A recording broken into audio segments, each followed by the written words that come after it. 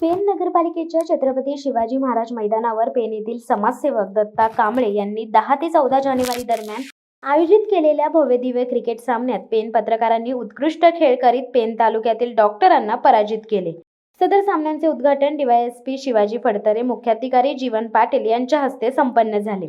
यावेळी व्यासपीठावर उपविभागीय पोलीस अधिकारी शिवाजी फडतरे, पेण नगरपालिकेचे मुख्याधिकारी जीवन पाटील, पोलीस निरीक्षक देवेंद्र पोळ, वक्रतुंड मित्र मंडळाचे संस्थापक अध्यक्ष दत्ता कांबळे, श्रीमती साधना कांबळे, पेण प्रेस क्लब अध्यक्ष देवा पेरवी, माजी सरपंच मंगेश पाटील, विनायक पाटील, राज कडू, स्वप्नील पाटील, प्रवीण पाटील, रोहन पाटील, ओमकार डाकी आदी मान्यवर उपस्थित होते।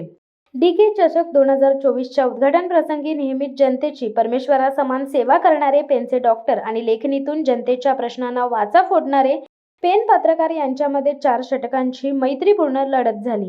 या लढतीत डॉक्टरांनी नाणेफेक जिंकत पत्रकारांना फलंदाजीसाठी आमंत्रित केले। कर्णधार देवा पेरवी हे नेतृत्व करणाऱ्या पेण पत्रकारांनी उत्कृष्ट खेळ करीत 4 षटकात 53 धावा काढल्या व डॉक्टरांना 54 धावा काढण्याचे आवाहन दिले।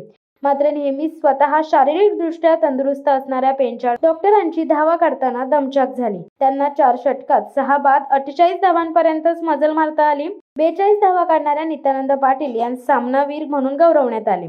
यावेळी doctor Roshan Patil, doctor Sachin Naik, doctor Abhijit Patil, doctor आशीर्वाद मोकल, डॉक्टर प्रीतम पाटील, डॉक्टर अमोल पाटील, तर पत्रकार देवा पेरवी, विनायक पाटील, कमलेश ठाकूर, राजेश कांबळे, प्रदीप मोकल, सुदर्शन शेळके, मितेश जाधव, रुपेश गोडिवले, आकाश मोकल, निलेश पाटील, नित्यानंद पाटील आदींनी उत्कृष्ट खेळ करीत सामन्यात रंगत आणली।